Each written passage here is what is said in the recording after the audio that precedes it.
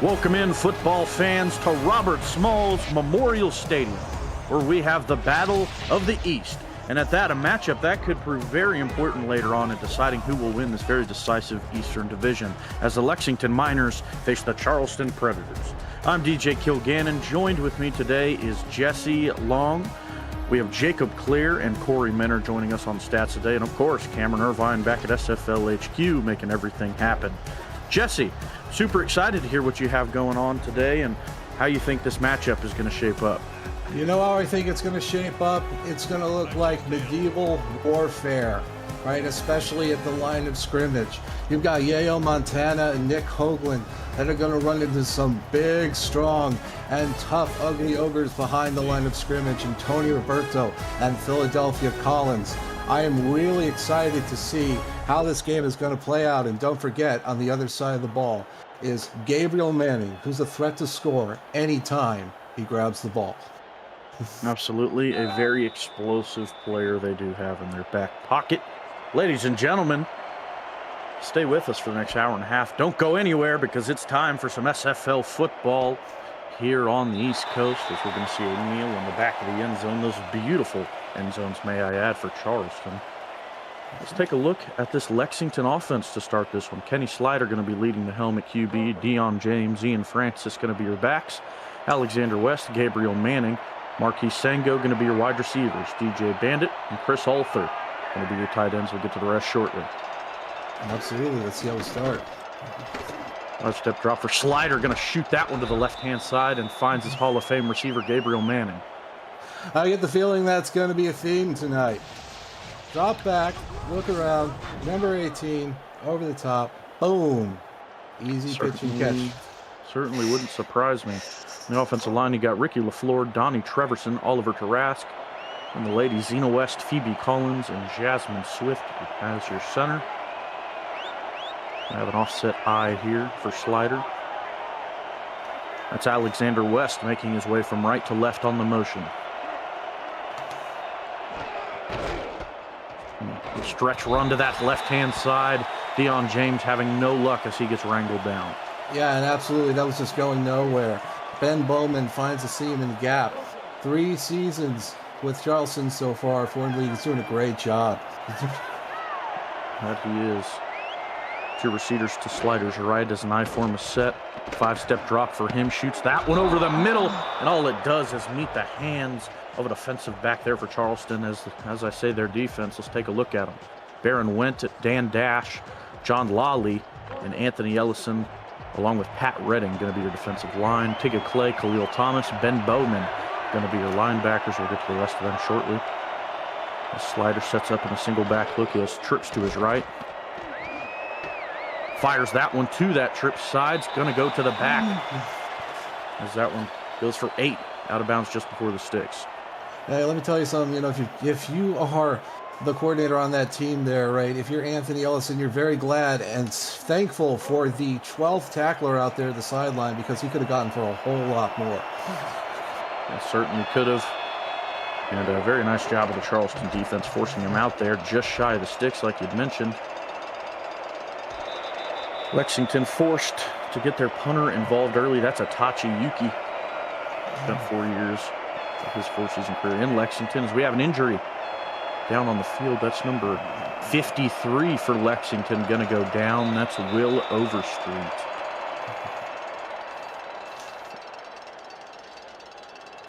Charleston going to see the field early after a 20-yard drive for Lexington. Hyman Kopech, the 4-year quarterback, spent all of those in Charleston. Going to lead your helm tonight. 3 of them in Charleston, excuse me. As we get this run up the middle. Doesn't get touched until he reaches the 2nd level. That one's going to be Nick Hoagland with the run to start. And a nice zone run. Just, you could have driven a truck through that. Cuts it, cuts right back inside for an easy, almost first down. Very close to it, and I got a very heavy set look. Can only imagine we're going to see a run again. We will. Going to be towards the left-hand side, and he fights for some and loses a little bit of yardage as the huge stop was made by one of the Lexington defenders. I believe that Philadelphia was Collins. Philadelphia Collins. If he got the rabbit's foot, and sometimes it's all you have to get to finish up the tackle. Sure is right. Catch a shoelace or two. That's all you need to do. Charleston again in a heavy package. The one pass catcher out to the side is making his way to the right side. I believe that's Xavier Solomon, the tight end. Offset eye hand that one up to the left-hand side. He's going to break off a tackle and gain just enough to push him past the sticks. That's the former Scorpion. That's Yayo Montana. Had to break 2 tackles just to get about a couple of inches, but sometimes it's all it takes. Yeah, don't need it all every play, that's for sure. Got 2 men in the backfield again. It's going to be an eye for him for Kopeck. 2 receivers to his left. Hands that one up the middle again. Not touched until he gets about 5 yards down the field where he's wrangled up. That's going to be Hoagland. Let's take a look at this Charleston offense while we have some time to do so. And the aforementioned Iman Kopeck leading the charge. You got Yayo Montana, Nick Hoagland, Patrick Rudlang, and Brad Taylor Wright as your ball carriers. Doug Spelling, Nick Twice, and Michael Knight going to be your receivers. Another run up the middle. Certainly looks like Charleston wants to push that run game narrative. Tight ends, you got Leon Sandcastle, Weapon X, Xavier Solomon, Ma'alenier, Hopper, Perrin Ibarra, Leroy James, and Finley James going to be your guards.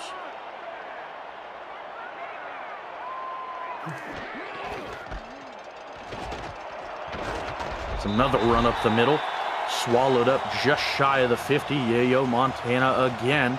Certainly seems like Charleston is okay with grinding and gritting these run plays between the tackles. Love how they're just challenging them right up the middle. Teeth to teeth. I love it. Absolutely. You did mention medieval warfare out there, certainly looking to be as tough and physical as that is. A run to the outside eventually gets met by one of the defensive backs. It's Hoagland again. As we talk about those defensive backs, let's talk about the entirety of the defense. Chris Andrews, R.C. Puff, Berto DeMore, Mike Mello, Brenda Swift, and Jaden Swift make up your very packed defensive line.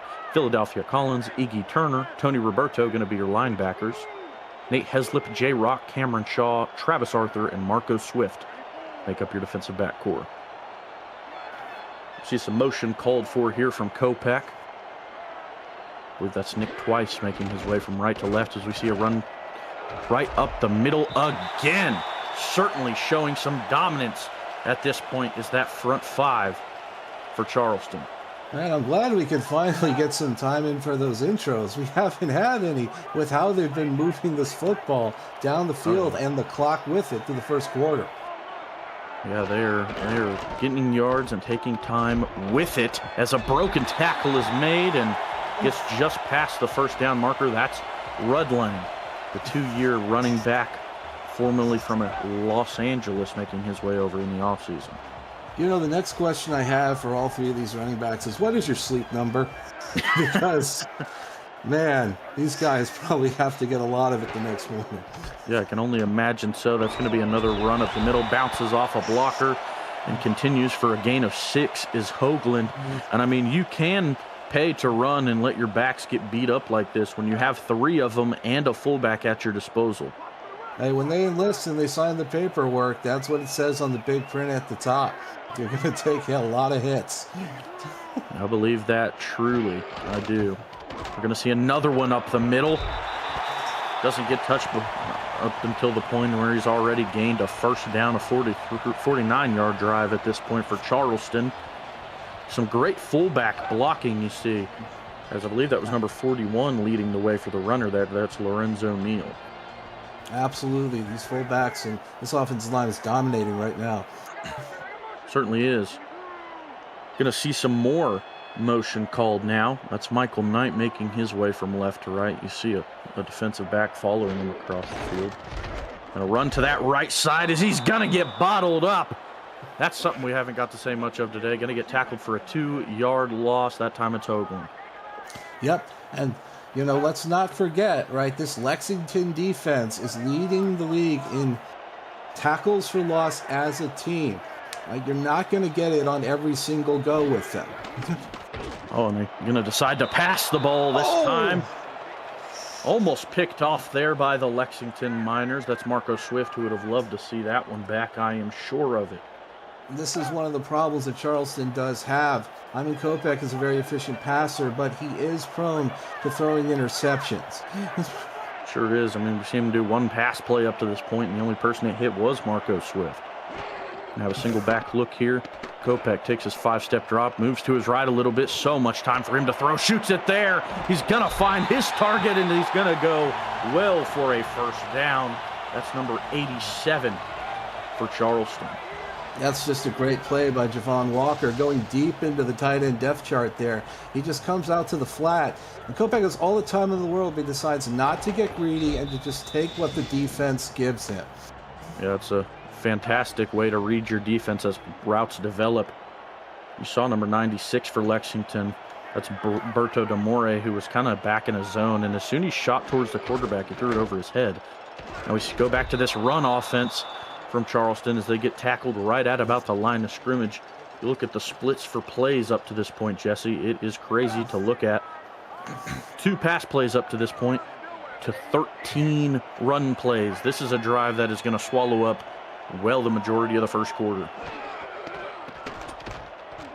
2-step drop. That's Kopech. Breaks off a sack and connects over the middle right at the sticks. Connects with his wide receiver. That one there was Doug Spelling.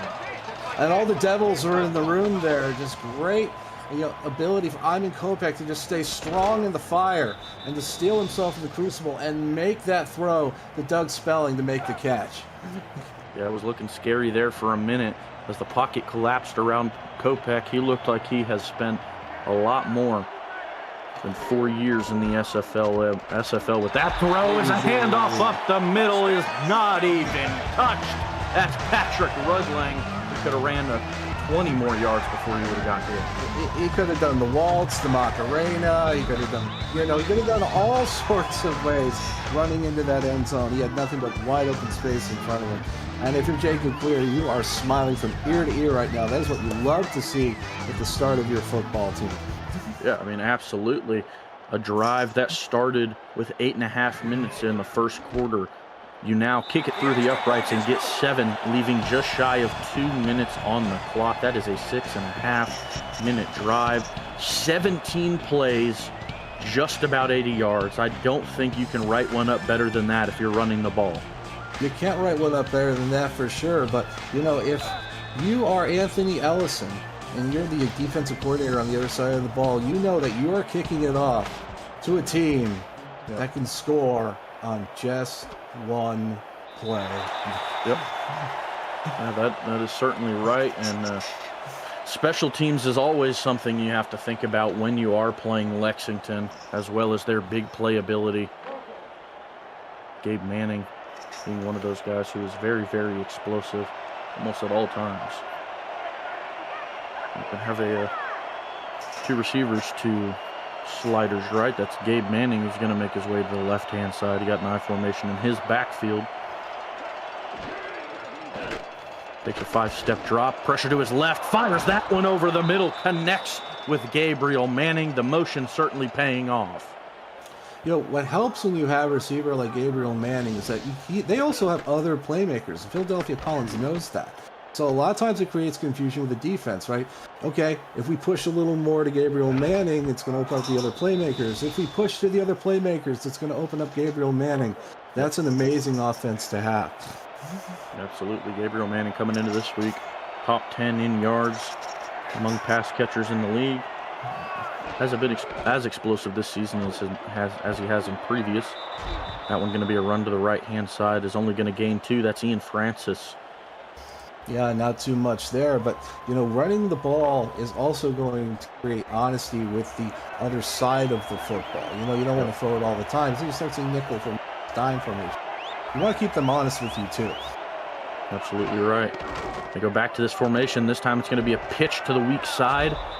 It is going to accumulate a decent bit of yardage. Going to make it 3rd and 4 now. That was Deion James on the run. But good for James to carry Leo Morris with him. If you're going to get hit, make sure you push those quads and keep getting as many yards after contact as you can. Yeah, absolutely. We're going to see a very strong setup offensive front here for Kenny Slider.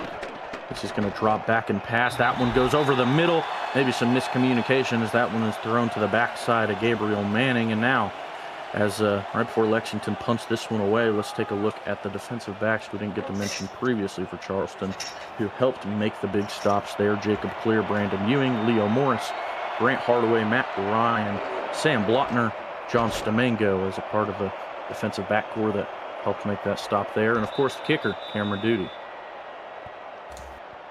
Absolutely. So you're going to get the football again here. And, I say that, just keep doing what you're doing. Jacob Clear, when you've got a team that just kept rolling on every cylinder like that, you want to leave it alone. Let them keep doing it. And if it keeps working, let them keep doing it. Yeah, absolutely. Completely agree with that sentiment, Jesse. We're going to see an offset eye here for Kopak and these Predators. A heavy set defensive line here for Lexington as the run goes up the middle, and that heavy set defensive line is able to meet him just close to the line of scrimmage, but number 44 is able to push ahead for a few extra yards there. Yeah, not that time. The beauty of plugging up all those holes that, Tony Roberto was there, Collins was there, and then Iggy Turner just reaches over and puts his hooks into the ball carrier. Absolutely does. Going to see another heavy set look here for Charleston as Lexington is starting to learn their lesson. A hard hit that time by the defense. That's Philadelphia Collins again as we are going to finish the first quarter in this one. Jesse, I mean, I feel like I've barely just got on the call and started introducing the lineups, and the first quarter's already over. And let me tell you, it feels like we're on the rocket here. We're having a lot of fast fun. Certainly are. Here in Charleston, that is usually how it goes in one of these beautiful eastern coastal cities. Palm trees everywhere, nice weather. Time flies. Absolutely does. Shoots that one to the left-hand side. Catches it through a pair of minors as the tackle is going to be made. That's Travis Arthur who's going to tackle him before the sticks, and going to force a punt out of Charleston now. Not the drive you want to see, but I think you can give them some leeway after the tremendous first drive they had. Hey, anytime you can get the offense off the field, that's a good drive, especially when they don't, score any points. Absolutely so, and Gabriel Manning going to catch that one on the punt return, leaving them at the 32-yard line. Now let's see if Lexington can change things up now, maybe fix their offense a little bit. That hasn't been too successful at this point. Both times on offensive drives, they have only got to go through 5 plays before they were forced to punt. Yeah, well, one of the reasons that it's so hard to defend against this Lexington offense is that they can get you in one play. So you really have to watch for that blunder that can easily allow you to give up your green on the chessboard. Yeah, absolutely so. You see a run to the left-hand side. That's Deion James who charges ahead through some nice blocks. Doesn't get hit until he gets 6 yards down the field. Hey, they've got running backs too. That's going to move his yards per carry up to 3. You see another I-form look here for Lexington. A very heavy defensive front for Charleston, and it proves to be just that. That's number 58. That's Khalil Thomas with a huge hit behind the line. Now, where have I seen that guy before? Yeah, that's right. Last year's All-Star game. 11 seasons in the league, 5 for Charleston. He really is a playmaker for that defense. Certainly is, and that one is shot to the right-hand side, attempting to connect with your pass catcher. That time it was DJ Bandit who let that one just guide a little bit by, maybe just a little bit too far out in front. Well, sometimes as a quarterback, like you see a play that could be really huge, and your eyes just get a little too wide, and you just throw it a little excitedly too far. That might have been what happened there with Ken Slider. Yeah. And on a drive that looked promising after the first play, was soon snuffed out by this Charleston defense as Lexington goes 4 and out on their 3rd drive of the game, giving the ball back into the hands of these Charleston Predators. And I can only imagine as the second quarter is starting, you've seen some lopsided time of possession at this point in the game. I feel like you got to keep that run game going and keep your foot on the gas. You really have, and since the touchdown drive, these teams have just been arm wrestling, punting back and forth. Yep. that they have. That one just going to be an extension of the run game. Yayo Montana feeling right at home with that catch is going to get wrangled down for no gain. And great hustle by RC Puff not to give up on the tackle, take a great angle to Yayo Montana and take him down. That is not easy to do, especially in the flat and in the open space for a lineman. Yeah, absolutely. RC Puff, first season in Lexington, spent the previous in Nashville. As Kopech is going to take off, try and attempt to spin, and he's going to fight for some yardage. Look at the QB getting in the middle of the defense as he's going to get stopped just inches shy of that stick. And you see Jacob Clear out there doing like the fan down, and then suddenly oh, why are you doing that? Slide, don't, but you know what? Hey, it's a very manageable 3rd and inches now. That it was, and going to see another heavy eye set look here. You're going to shift over the fullback just slightly to the right, making it off. As we do see a run up the middle, and it's snuffed out by this Lexington front. That is Mike Mello.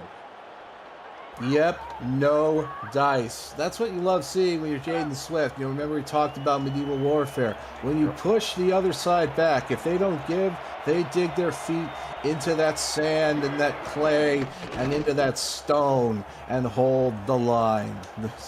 Bend but don't break, if you will. Charleston attempts a run. I mean, they did exactly what they should have, right? In my opinion, at least. The run game has been successful.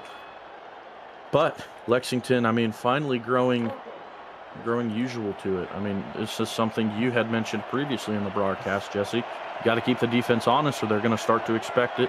That's what Lexington's defense looks like they have begun to do with Charleston's offenses now. We're going to see these Miners back on the field. It's going to be a 5-step drop for Slider. The pressure's there. Doesn't matter. He has enough time to fire it away. That's 1-8. Gabriel Manning making the catch on the left-hand side.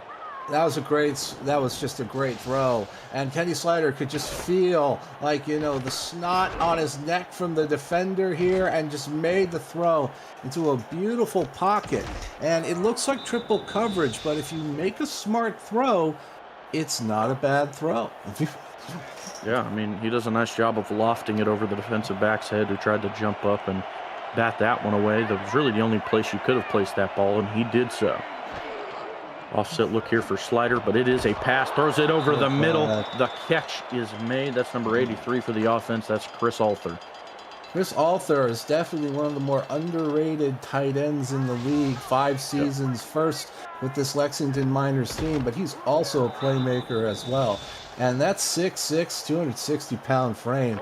You know, you could be, 5'6", 4'6", 0'6", and you can see him from the pocket. You sure can. I see another offset look here for Lexington. And that one going to be a stretch run to the left-hand side, but James tries to bounce it back the other way and gets wrangled up only for a gain of 1.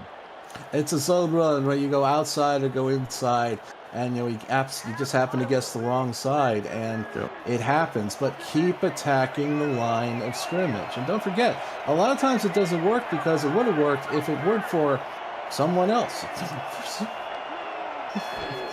Another offset look here for Lexington. Going to be a handoff up the middle and completely snuffed out. No gain. Stationary now as it's going to be 3rd and 9 for these Miners. Khalil Thomas, Anthony Ellison knows that in his defense, wherever Khalil Thomas is, he's going to be making plays. I know that spot's good. It is. Now Slider forced to pass. A 5-step drop. The pressure's there. Throws to a very congested right side of the defense there, as it's only going to hit the back of a black jersey, because that's not the way you want to end this drive, as now you are forced to punt.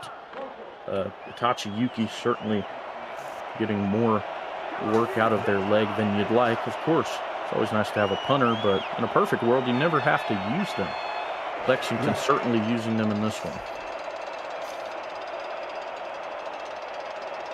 That's their longest drive of the game, if you can believe it, up to this point. 6 plays, 30 yards. And Kenny Slider, you look at the numbers, 5 for 9, 70 yards, no interceptions. The numbers look like they should be able to put a lot more points on the board. But, hidden within those numbers is an offense that's out of sync right now and trying to find the end zone.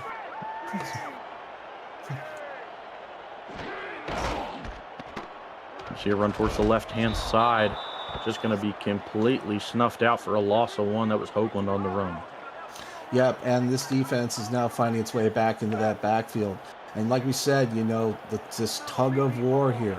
This offensive line is going to have to find a way to regain control of that line of scrimmage. You see another run to the left-hand side this time. It's Yayo Montana who's going to get wrangled down. Only for a gain of 1. It makes it almost like those 2 previous plays never happened. It's 3rd and 10. Well, you know, it goes back to how you hunt the mastodon, right? You just got to get its leg and you bring it down. And once the leg is taken out, you know, from there, you know, everybody just, all the hyenas come in and take it down. What they do.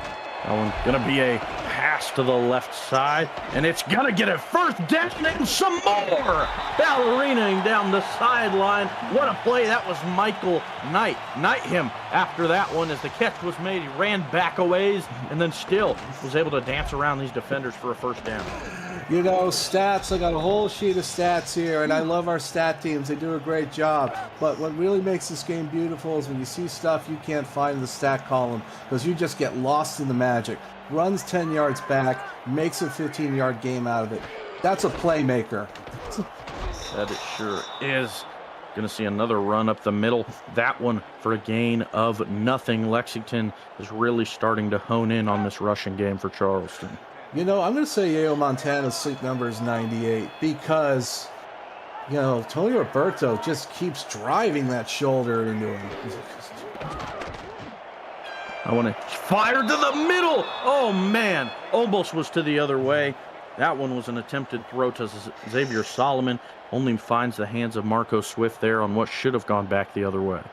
Well, when you know you can catch them, sometimes, you know, it's okay to take a gamble in the secondary, especially if you get a head start. If Marco Swift had got that in his hands, he could have been gone.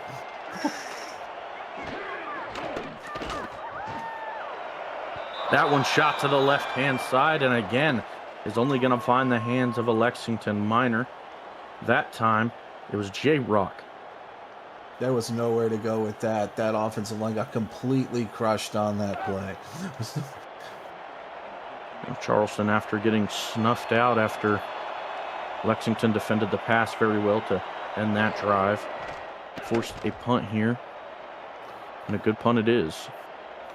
Well at the 20 is going to be fielded by Manning, and he's going to get wrangled down, putting them at the 26-yard line. And apart from that one drive, Jesse, this is really starting to look like a lackluster offensive performance from both sides now. If you look at that, you take that one drive out of the equation, which was a 17-play drive. We've had a 5-play drive, 5-play drive, 3-play, 4-play, 3-play, 6. None of these drives going more than 6 plays apart from the touchdown drive from Charleston earlier. The slider's going to drop back, pressure to his left, shoots that one to the right-hand side. Going to bounce off the hands of Alex West. A nice play there from one of the Predators. And to further expand on the commentary on the first drive was all running plays. And then once Lexington took away the run, well, then now you see what happens. No scoring.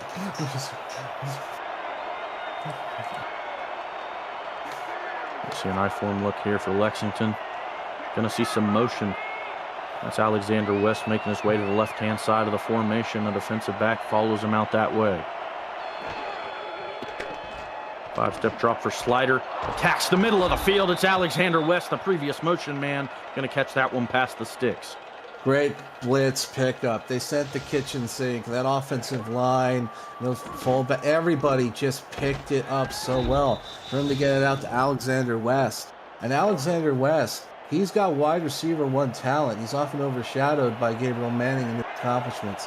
But Alex West is one of the best wide receivers in the SFL. He sure is. And if you look at the stat sheet, probably one of the best number 2s in the league. As Kenny Slider, speaking of number 2s, gets driven into the turf, a face full of it for him, pushing them back for a loss of 5. Anthony Ellison, 4 seasons in the league. Don't let size fool you. At 6'2", 295. He's very shifty and cagey, and he can get around you on the outside. He's got great pass rushing moves, great block shedding moves. Excellent sack there on the play. He is terrific, giving him his first full sack of the season, pushing him to 1.5. We're going to see a single back look here from Lexington. It's going to be a pass. That one to the right side of the field, connecting with Alexander West again. Going to be dropped. Going to be 3rd and 8 now. On 2nd and 15, you want to get some of it. If you try to get all of it, you're going to be back in 3rd and 15, and they're going to have 100 defensive backs back there. Just take what you can get and make it a more manageable 3rd down. Another pass again to a very congested right-hand side. A whole pot of whales there. Able to hit that one away. Yeah, absolutely. I mean, he was throwing into quintuple coverage there. I mean, luckily nobody was able to come down with that, but thankfully they got away with it, and they're going to punt the ball away. Another drive resulting in another punt for Itachi Yuki. I mean, I guess one positive you can look at this game for your special teams unit with how much they're punting the ball. Your punters are warmed up. They're good to go. The punters are very warmed up and good to go. I always like to say the punters, they are the true legends of the SFL. That they are. As we're going to reach the 2-minute warning here in Charleston, folks. We will be back shortly. Welcome back, everybody. I'm DJ Kilgannon. Joined in the booth with me today is Jesse Long, your stats people, Jacob Clear, and Corey Minner, and of course, Cameron Irvine, SFL extraordinaire, back pushing the buttons in the van as that run is going to roll over a man only for a gain of 2. And it's the SFL van. I mean, vans don't get cooler than that. You walk into a place, I'd like to get the coolest van you've got and be like, right this way to the SFL van. A beautiful black and gold, velvet interior, if you will. There's big monitors everywhere. And of course, Cam Irvine in the back of it. Look at what else can you ask for? A run again to the left-hand side, and it's going to be a broken tackle. And there we go. A shine of light coming out of the eyes of the Predators, as that one is a very, very long run. Going to be Patrick Rudlang for what was certainly the longest of the day. When the Predators sees blood in the water, they capitalize. When you can get these big running backs into the 2nd or 3rd level, they can use their tackle breaking ability to make even more yards out of it. That's what you're looking to do. Coming into the week, Patrick Rudlang had the least amount of carries of anyone in your backfield and now has the longest run of the night. That one fired to the right-hand side. We're going to see some laundry on the field as that pass catcher wasn't quite able to haul it in, and we're going to see a face mask. A little too physical there on that coverage. That one is Jay Rock who gets drawn for the penalty. Well, I always say a 5 always 15 when you're wearing the face mask, but luckily it was only a give up of 5 instead of 15. Yeah, well, that is true. Charleston right at the midfield mark now. Have 50 yards to go on what would be the 2nd point score of the ball game if they are able to succeed. Not a whole lot of time left to do it, though. Can't rely on the run game forever. They're going to pass that one to the left-hand side. Going to be caught just past the line of scrimmage, and we're going to see a timeout now. Good tackle there. You got to keep them in bounds. Great heads-up playability. Yeah, very, very well done of keeping him in bounds. They surely wanted to go to the sideline with that little out route. Lexington made sure that was not possible. Single back look here for Charleston. Strong right side of the offensive line. 2 receivers to the left. Pressure is down. He is sacked. Iman Kopech slammed into the turf. Berto DeMora showing everybody why he is on his way to being an all-star this season. He's having a great season so far, and you can add that sack to his impressive resume for season 25. Making it 4.5 for him with that one. Kopech forced to pass again. You got 2 receivers to both of your side. We've got a quads look here. Kopech, 4-step drop. That one should have been picked off and taken the other way. But either way, Lexington, after this play, will get the ball back in their court. But could have been a lot scarier if the defensive back was able to pick that one off. And that was going in the top plays right there because that was a Balishnikov. I mean, he was floating. It looked like he was going to catch it and move up a little bit before taking off, up, and away. It looked like he was trying to slam dunk a basketball there, but he wasn't. And we've seen it a few times now that these defensive backs for Lexington have been in a position to pick the ball off, and they just haven't been able to. Maybe if we see some of those get caught, things look a little different, but nonetheless, Lexington has just over 40 seconds left. You do have 3 timeouts, however, but, I mean, up to this point, they haven't been able to pay for a sustained drive.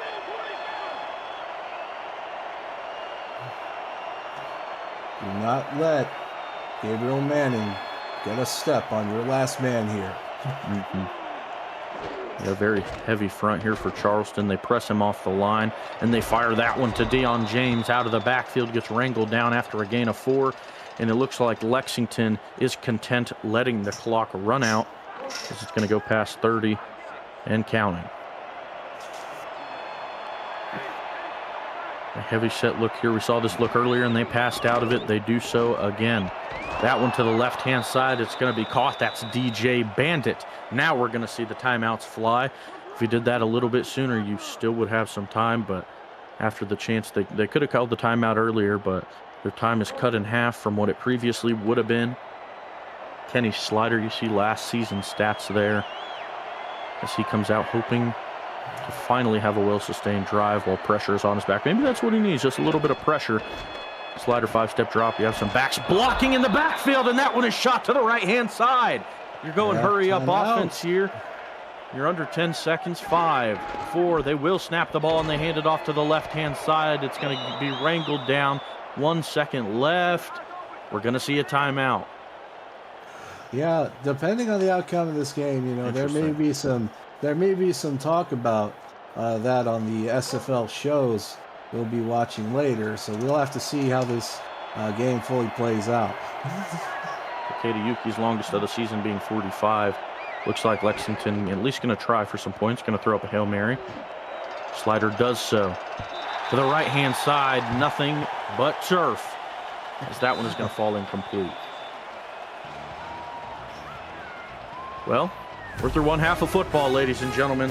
After what was a very lackluster first half, Charleston leads Lexington 7-0. Jesse, let me hear what you think.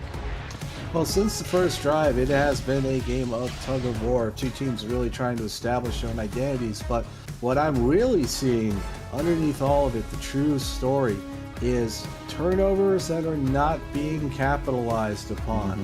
And the team that can turn those possibilities into actual turnovers and turn those turnovers into points, I think it's going to be the team that really ends up taking this football game away. Yep, I completely agree with you there. We've only seen Iman Kopech throw 10 times in this one for 6 completions. Rudlang going to be your player of the half with 7 rushes, 41 yards, and a touchdown. Ladies and gentlemen, don't go anywhere. We'll be back for Charleston and Lexington shortly.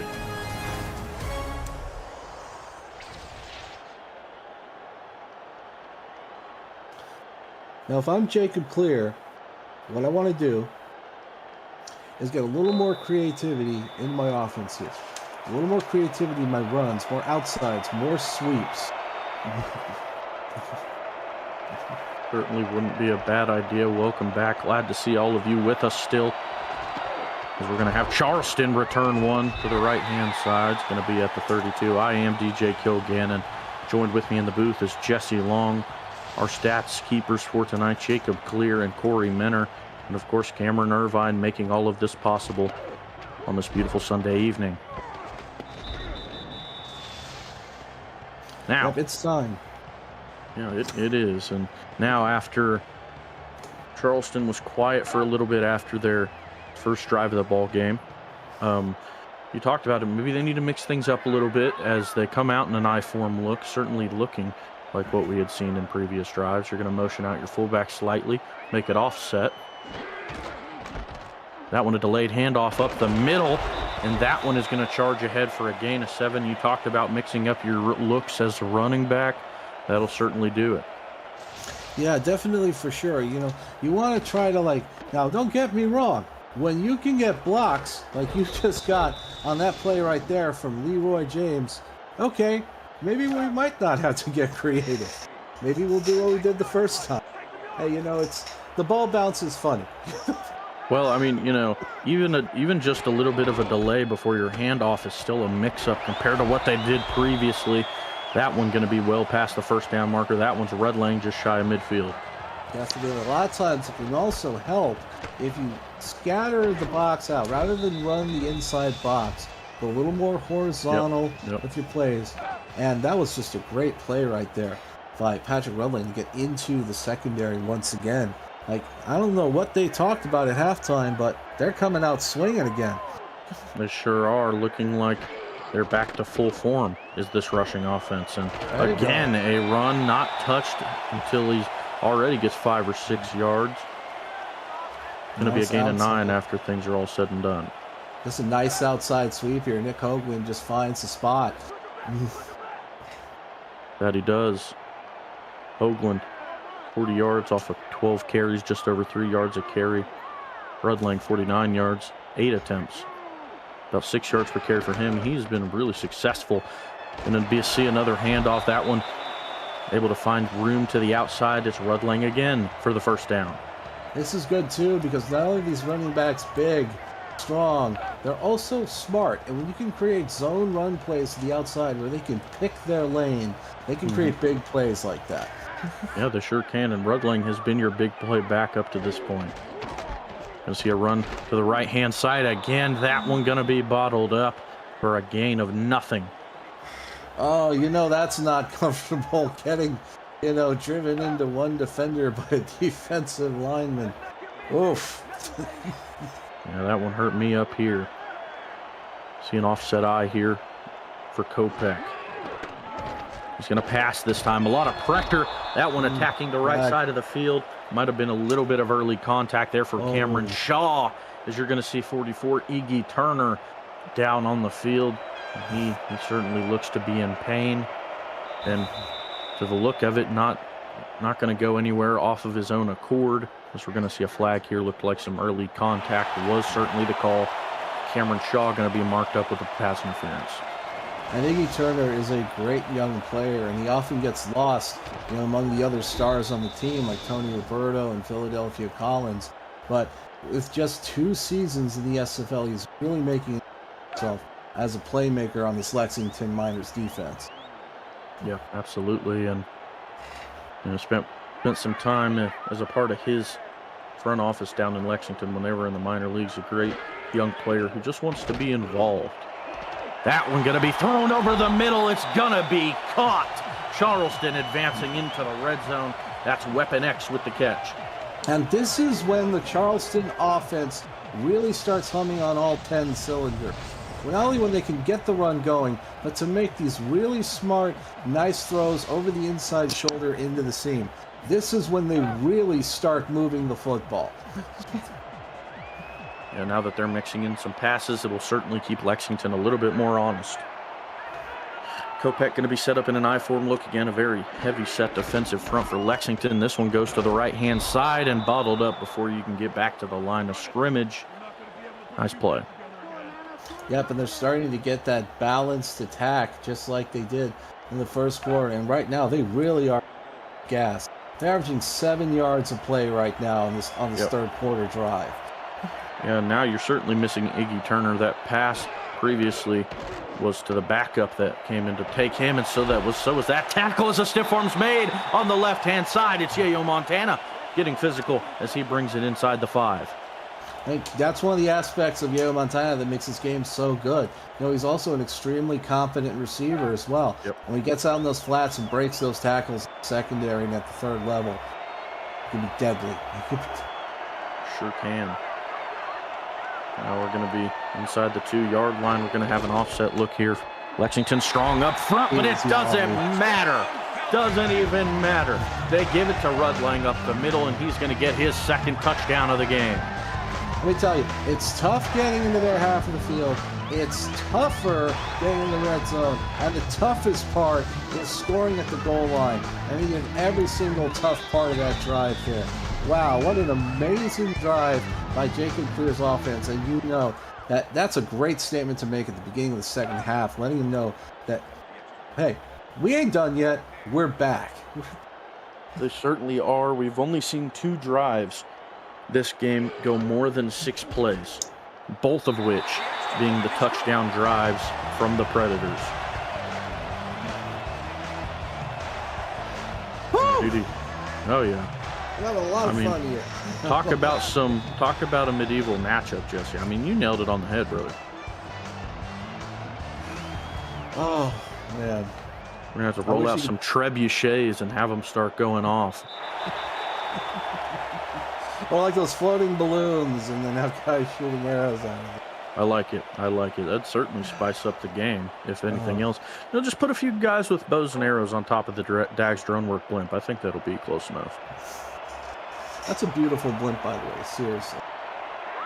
Love seeing the Dag's drone blimp. He won't get to hear this for a while, unfortunately, so no praise from him yet as he's finishing up the other block. That one going to be dropped. Alex West, the attempted target there. 2nd and 10 now for the Miners. Hope to see some more offensive production here from them. Their longest drive been 6 plays. We've seen them do that twice. Every time they've ended up punting. Apart from one drive where, they finished off at the end of the half with that Hail Mary. Slider's going to get dragged down as the blocks fall. That's going to be number 58 from Charleston with the huge play. That's Khalil Thomas again. Khalil Thomas again. When you need a big play, your big playmakers come through in those big moments right here. And he's just such a dominant player. 4 tackles, a sack now, 2 tackles for a loss. He's just everywhere right now, and this is part of the reason that this offense is not clicking like it should. Kenny Slider does not have time to think, and he certainly doesn't have time to throw. I've only seen 2 sacks happen, but the pressure is always there. 3rd and 10, 3rd and a bit extra. You throw this one to the flat, try and let your back do some work. That's Ian Francis trying to make some space on the right-hand side. No luck. 4th and 12 now for the Miners, and you're going to have to punt again. And this is what they're doing really well. One of the keys to being Lexington is you got to keep them in front of you when you're against them on offense, and don't let them get behind you. And then take advantage of the times when you really put them and their backs up against the wall, just like they did right there. See another punt for Itachi Yuki.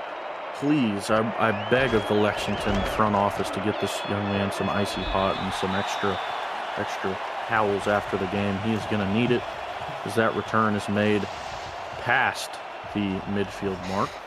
As Charleston going to have one of their better field positions of the ball game. If I'm not mistaken, the best of the ball game. That's another aspect of special teams right there. The moment that you just force a 3 and out, you make your field position better when you get the football. And on the way that they're moving it right now, that can be really devastating because a shorter field means your running game is a lot more powerful than your passing game. Yes, certainly is a true sentiment. Their 2 touchdown drives happen from the 20 and the 32-yard line. This time you're already past the 50. As that run is going to meet a congested wall of orange and white, as it's only going to get a gain of 2 after what was a very tough and pinball-esque run.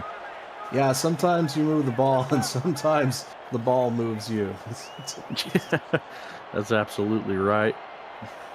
And Kopech going to set up with trips to his right. It's going to be a 3-man front here from Lexington. We're going to see some motion. There's 4 defensive backs over to that side. One of them is going to follow the motion man across the field to that left-hand side. Now it looks a little bit more traditional as Kopech rolls out to his left. Firing back to his right-hand side. That one is going to be caught, making it 3rd and 5 now. That one is 81 for Charleston. It's going to be Michael Knight. Sometimes you just got to take whatever you can get. Yep. Good pass.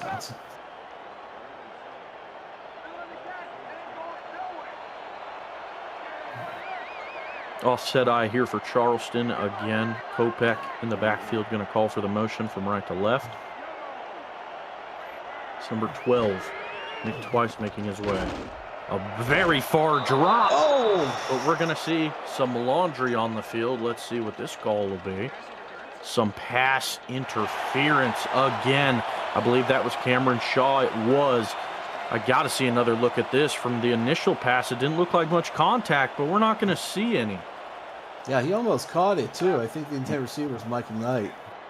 Yeah, no extra look at that one. I would have loved to see it because I from the initial look at the play, I didn't agree with it. But I mean, that's why we're up here. They're down there. They get paid to do this. And that one's going to be a throw to the left-hand side, a shallow pass, just a little bit of extension of the run game. Yayo Montana back in his natural habitat. hauling that one in, and a gain of 1 is going to accumulate after it.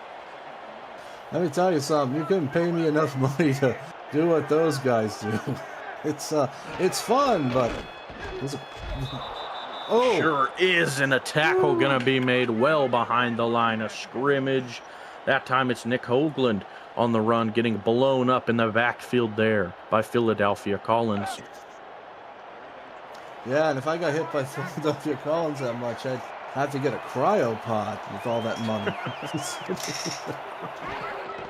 Lexington leading the league in tackles for loss as Kopech breaks off the sack and connects with no one in the middle of the field. Attempted to throw it to Michael Knight. Play was blown up by Travis Arthur, and what a way to break off the sack, and a decent throw, just nice coverage. That's what I love about doing commentary. You know, you're tracking stats, numbers, this and that, but sometimes you just get lost in something crazy. You become a fan. They certainly do. Cameron Duty. Oh, and it shades just to the right. Would love to have that one back. His longest on the season was 45 up to that point. That one would have been a 48-yarder, and it would have been good. It had the distance, just a shy to the right. That's like when you're bowling and you kind of just miss the oil pattern mark. You're kind of leaning back, and it just doesn't go in. It doesn't. And that's going to be Cameron Duty's first miss of this SFL season. Going to be a run to the left-hand side now from Lexington.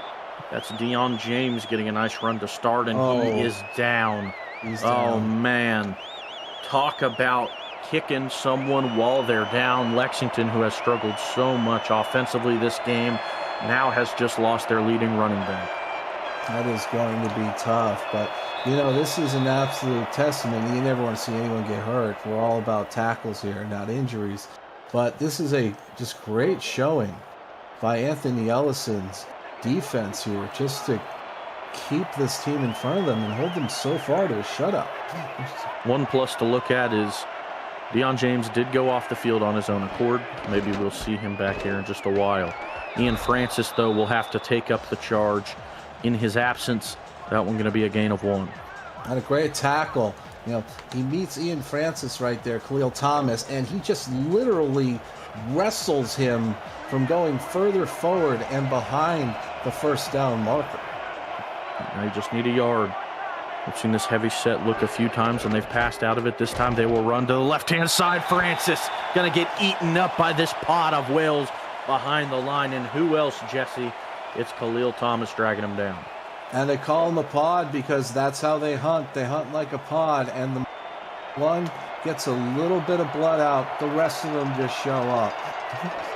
Yep, and we're going to see another 3 and out for Lexington as they result in their, I believe that's the 7th punt they've had. Yep, 7 punts up to this point for Lexington alone. Yep, it really has. It's been an absolute punting game so far. I mean, there have only been, 2 scoring drives, and, there was the missed field goal. But, yeah, it's just been a Special Forces game of attrition so far.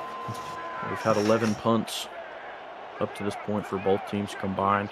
Of course, you had the 2 touchdown drives from Charleston, the missed field goal from Cameron Duty, and, of course, the drive from Lexington that finished out the half, which didn't result in a punt from them. Their one drive that didn't result in a punt. That one going to be a run up the middle and going to be fighting for extra yardage. That time, it's Nick Hoagland who rolls over a defender. Well, this is one of the ways that they've been able to open up their running game through these draw plays. To convince them that, okay, maybe they're going to throw it here. Your linebackers drop back into coverage a little bit, and that allows you to get them off their pins and then drive them forward when they make contact for more yards. Another run up the middle, just completely shut down by these Lexington Miners, all wielding pickaxes and just beating down that ball carrier. Yeah, not that time. Absolutely not that time. Everybody just showed up at once. It's going to be scary now because you're forced to pass now. If you're Kopech, and in some instances when he's forced to pass, that's when things start to get scary. Pressure's there, shoots that one over the middle, but short of the line to gain. 1 yard short, if you will. It's 4th and 1. Good play, right there. Great job by Brenda Puff to be able to show up and help her teammate out with making the tackle and forcing them to punt the ball back. This is only a two-score game. I know the game seems closer than it is, but 2 touchdowns and it's a tie ball game again. It is. We're going to see an even dozen on the punt stat sheet. As that one bottles up at the 29. Gabriel Manning, we have in the... I mean, if we were going to see a game where he was able to explode for a punt return, this certainly would have been the game, but none to his name just yet. Still some time, as we have under a buck left in the third quarter. And this Lexington game is... gets the ball back. Go ahead, Jesse. No, it's all you, brother. You got this. Going to see an offset look here for Lexington. Going to motion over the big tight end to help block to that left-hand side on a run, possibly. And that's what they'll do. They'll hand it off to Ian Francis, who's going to get met at the line of scrimmage. I love this kind of football game where there's, nothing but defense and toughness. But it hasn't been a tough game to watch for those that like really exciting football. Because every play, every drive on those 2 quarters has only been about 2 minutes or less. Yeah, that is true. Alexander West going to hold that one in and get a gain of 4 as the clock is going to chew away, getting closer and closer to the fourth quarter. Kenny Slider back under center as he's going to survey the defense. Looking like a 4-3 or possibly looking like a nickel setup here for the Charleston defense. He's going to drop back to fast, and he's going to take off up the middle. If no one else can, do it yourself, Slider, as he slides down past the sticks. And that's going to be the end of the third quarter on that nice little scamper.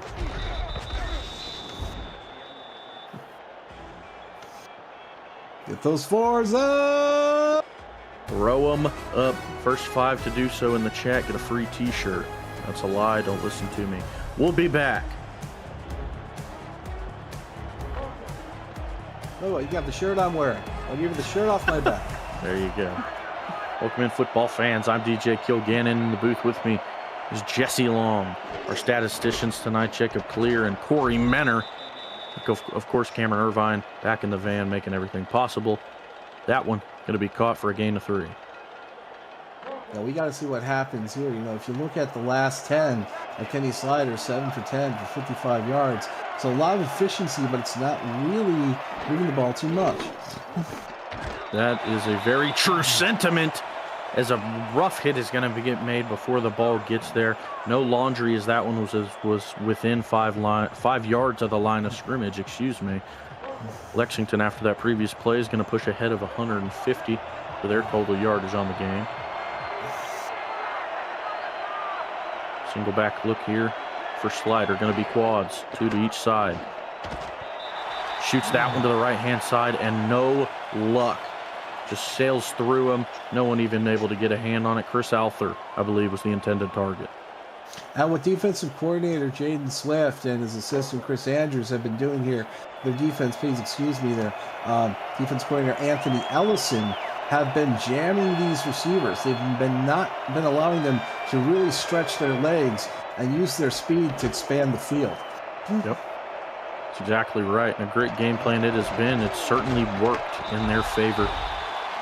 Punt return going to get brought down to the 21-yard line of Charleston.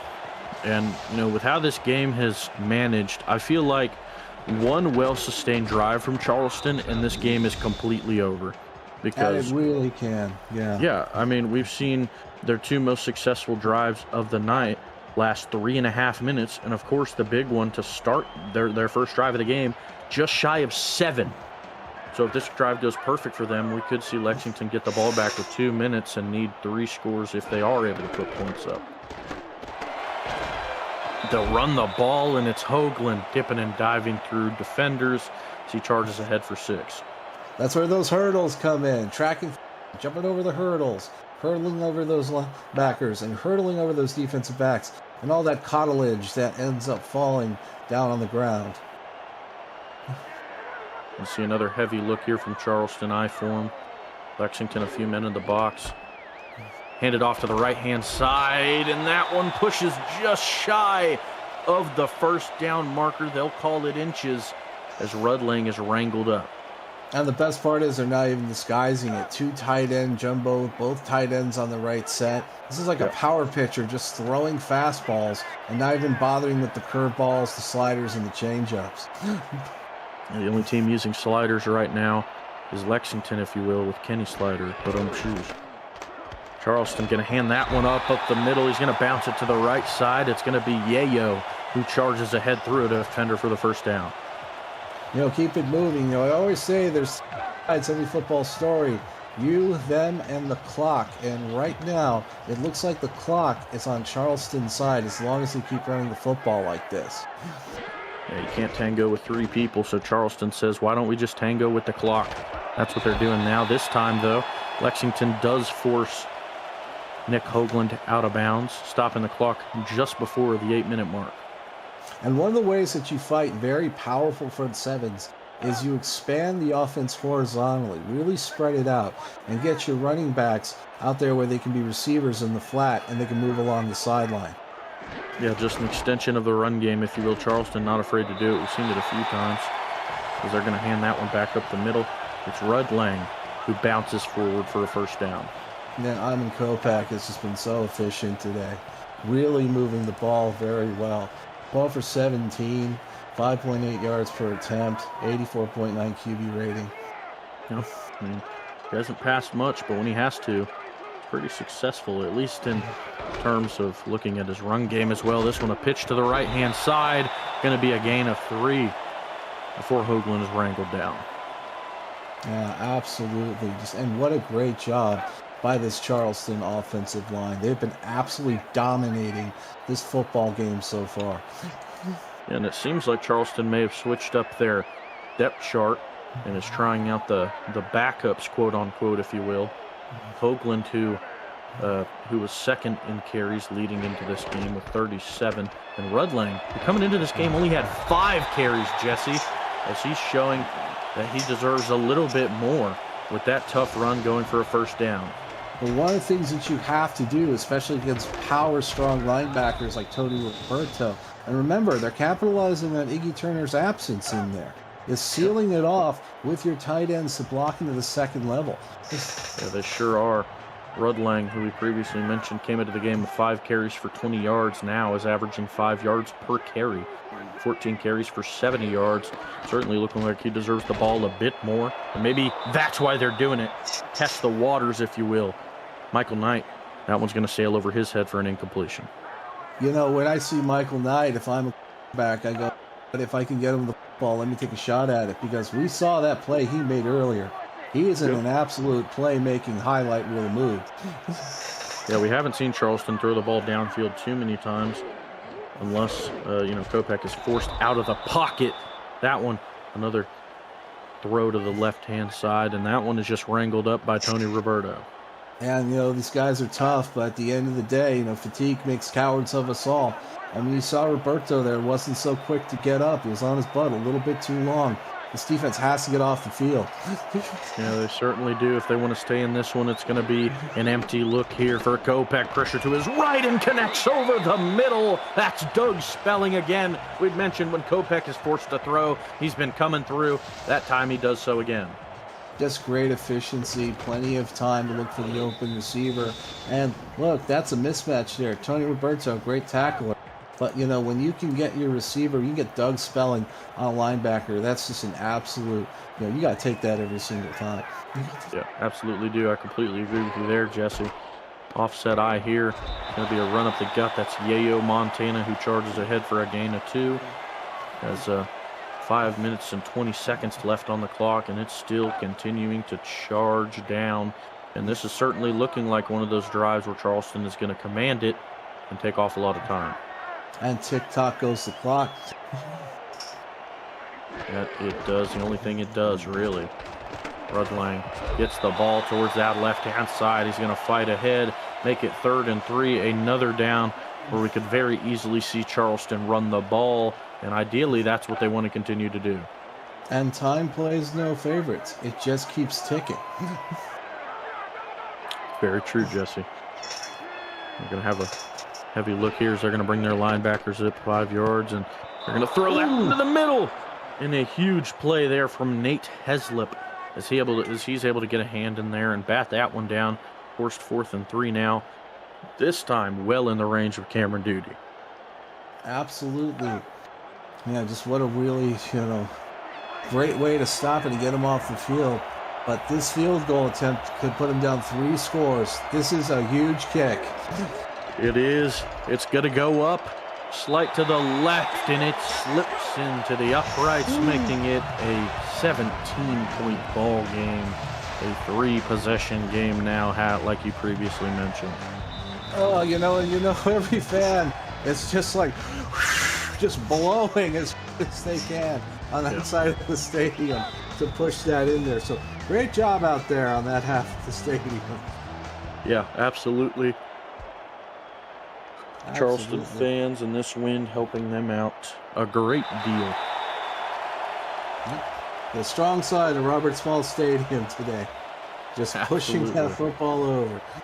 Yeah, the other side couldn't do it earlier when he kicked it. That side could. And that drive, the second longest of the day, 6 seconds shy of a 5-second drive, only beaten by that first 17-play drive we had seen to start the game for Charleston. Lexington really got to get something going. It's Slider trying to connect over the middle. It's going to find no one. Gabriel Manning going to let it slip through his hands. Oh, absolutely. And this is not the time to kind of try to be methodical down the field. You've got to try to find a way to get Gabriel Manning or use Gabriel Manning to open up one of your playmakers for a huge play, because you need huge plays right now. You sure do. I think that's why they're going to go with the quads look empty here for Slider. He's going to roll out to his right. The blocks are there. Going to connect with Gabe Manning, and it's going to go for 7 yards before he's brought down, but it's hurry up time now. Kenny Slider again under center. Similar look to last time. Takes a 7-step drop. That one going over the middle. Maybe a little bit of early contact in the favor of Lexington this time. And that it will be. DJ Bannock got hit before the pass was there. Our big number 93. That one is Ben Bowman. Well, everything keeps you in this game, We still have a miracle win. If you can score now, you can get the ball back on an onside kick and you can score again, but that window is going to be closing pretty fast. Yep. I mean, the receiver trying to make the catch and just gets slammed into the turf by Bowman. Can't quite do that. We're going to see a single back here for Slider. Trips to his right as the dime linebacker shallows his way to the left side. Firing it over the middle to Gabe Manning. That one going to convert for a first down. Just over 4 minutes to go as Lexington's starting to show some urgency. Slider again to the middle of the field from one of those trips receivers who was crossing. It's going to be caught. Slider again. The urgency showing. Has time. Again, a hitch route to that right-hand side. It's going to be caught, and they're starting to move. The 41-yard line now as Kenny is going to get back under center. 2-step drop. Again to the same target. Charleston says, fool me twice, shame on us. But you're not going to get away with it a third time, as that was Ben Bowman who gets his get back. Yeah, fool me twice, you won't get fooled again. Ben Bowman was right in the right position to make that, and he almost made an interception. The pick will seal the deal on that. It sure will. As just about 3.5 minutes to go. Slider in this offense trying to do all they can. Shooting that one to the right-hand side. There's a pair of Charleston defenders there who were able to bat that one down. That's a good, defense right there. It looked like Gabriel Manning was the receiver there. And look, double them up. Make someone else beat you right now. That's certainly what they need to do. No explosive plays. That's what you got to be saying if you're Charleston. Quads look, single back, Slider shoots that one to a corner route to the left-hand side. It's incomplete to Gabe Manning. It's now 4th and 10. You got one final shot. Just really tight physical coverage. You jam them at the line and make sure that, you're as close as you can get to him. You want to be seeing that label on the back of his neck. Sure do. Going to see some quads, single back again. Slider, make something happen. Your life depends on it in the game. Finds it to the right-hand side, and it is incomplete. Thrown into triple coverage. and that may seal the deal. And who else but John Stamengo, current leader in tackles right now, just being in the right place at the right time. 10 great seasons in this league, all-star in season 18. And, I mean, there's still time, but we're going to have to see what happens here. It's looking a little too... We're going to need a miracle on the East Coast tonight if Lexington wants to pull out this win, especially with how Charleston has been able to move the rock on the ground. Very true, and you never know. You never know. You know, I've been watching this game for a long time, and, you know, if you're a fan of the SFL, you know as well as I do that you never know what's going to happen. Yep. As I always say, crazier things. Kopech will be under center. An I form against a very strong-looking Lexington front. Time ticks away as they wait for the play clock to go down to 2 before they hike it. It's Yayo Montana who breaks a tackle and fights for more, fights through a tackler and drags Barron Went a few extra yards. And the beauty of this point in the game is that you, running back, that all you've got to do is get a first down and you can lock this away. The power of that, look at that, leaps over the ball carrier, breaks a tackle, and just relentlessly keeps those quads, cashes in on all of those leg days.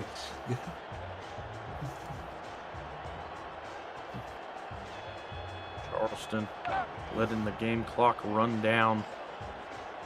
$2 and some change to go left on the clock as the 2-minute warning looms in the background. They will have to snap the ball before it, though. It's a very strong Lexington front. Meets the ball carrier just past the line of scrimmage. That's a gain of 2 as the 2-minute warning is going to hit in Charleston. Ladies and gentlemen, don't go anywhere. We see a 3-point lead from Charleston as they try and close this one out here in front of their home fans. We'll be back. Welcome back in, everyone. I'm DJ Kilgannon, joined in the booth with Jesse Long, our statisticians tonight, Jacob Clear and Corey Minner. Of course, Cameron Irvine and staff in the SFL truck tonight, making everything happen. We're going to see a timeout from Lexington as they hope to, save some light in this game. And you go back in the history for Lexington, right, Jesse? I mean, absolutely. They have got shut out in the past by Sin City on the road. Last season in season 24, they lost 34-0 against Sin City, and certainly don't want to get shut out again. Charleston is going to continue to run the ball to no blame, of course. 4th and 3 going to be on the clock as we're going to see another timeout now. Absolutely. At this point, all you can really do is save the shutout. It's mostly vanity points at this point, but this is a huge win for Charleston. I mean, Charleston and Lexington both don't have the tiebreaker. Florida, they were defeated by Florida in their respective games, but still, that division is up for grabs for anybody. With the way the league table is shaping out, it looks like the only way so far that they might be able to get in the playoffs is with that division victory. So this is a big win for Lexington, and also the league table overall. There's a lot of 2- and 3-win teams jockeying for that 12th spot. It's a very wide open field, so that was a huge win for Charleston this week. Yep, absolutely, as we're going to see that one fall to the turf. And of course, Charleston wanting to hold Lexington to 0, to finish the game out. I will say, in Charleston's entire tenure in the league, they have never once held a team to a shutout. The lowest amount of points they have ever let up was 3 against the St. Louis Gladiators back in season 12 when they beat them 44-3. And on the road, it was 17-5, allowing 5 points to the Las Vegas Fury back in season 17. So if they're able to hold strong, would be Charleston's first ever shutout victory, as it's certainly looking like that could be what's going to happen. And there goes John Stamengo driving his shoulder into him and wagging that finger like, no. Strong safety, no. You're not going to do that in my office. He's going to come out in quads as they still have some hope that one way out in front of the receiver as the game on the other side of the block is finishing up and more people are joining in from that one. Welcome in. Minnesota defeats Detroit 23-7. Minnesota trying to fight back from the bottom of the Central as Detroit again loses the battle for the other half of the flag. So I know they wanted that one bad. Slider 4th and 6. This is your final chance to get some points up, and they won't do it. That one's going to fall incomplete. An attempt at DJ Bandit was snuffed out by this Charleston pod. You know, and it's also really good for Charleston to get this victory here because, you know, they've got two pretty tough opponents coming up. They're going on the road against Arizona. Lights, camera, Jackson, right? That's a hard place to win a football game against Ashley Jackson and Eddie Gage and, you know, their squad. And then, you know, you've also got the Chicago Warriors, which surprisingly have been absolutely winning. I mean, they're 5-2 right now, and they've just been absolutely crushing it. So, you know, and then they got a bye week after that. And, you know, upcoming, right, I get it. You're going to Lexington, but, you know, you've got Albuquerque coming up. You've got a bye week. You can rest after that. But you also have a very important division opponent in, you know, Carolina, and you can gain some ground on the division. So, you know, there's a lot to hope for. There's a lot to scout, and, you know, this season is definitely not in the garbage can for Lexington. They've got a lot of hope to be able to get into the playoffs, and then once you get into the playoffs, you know, it's just like a poker tournament. All you need is a chip and a chair. Yeah, absolutely. I mean, the East is so tight and congested right now that I really wouldn't be shocked if any of these teams are going to claw in front of Florida and win it by the end of the season. Yeah, especially with, yeah, I mean, we've seen change in QB play in Florida. We've seen, you know, it's a very interesting, it's one of the most interesting times the East has been, in my opinion. Of course, I'm still rather new to the league, but in recent memory, of course, Carolina winning out the East last season. But before that, it was kind of just Florida's show. And certainly things look up for grab this season for, I mean, despite last season, of course, one of the first times in a long time, as Charleston is going to be in that victory formation. They're going to kneel the clock out for the final time tonight. 3, 2, 1, and that is ball game. Charleston wins this battle of the East Coast as Lexington falls in that 17-point deficit. Charleston gets their first shutout ever as they defeat the Miners in candid fashion. Jesse, let me hear your thoughts. Let me tell you, that was a lot of fun to watch for me. I like a good physical ball game there. And I was really impressed at the ability of Charleston to be able to hold those playmakers, be able to contain Gabriel Manning. That's a hard task to do. And when it comes to my game ball here, you know, I'm unconventional. And when it's warranted, I like to give a game ball to an offensive line. It's certainly warranted here. Ma Lenier, Hopper, Perrine Barra, Leroy James, Finley James, they just did a great job paving all the roads for those linebackers so that they could do what they do best and fight what is a very difficult defense to win against. I mean, this was a game that was won by just good, hard-nosed defense and executing at the right time. I'll tell you what, my friend, Itachi Yuki gets it for me for Lexington.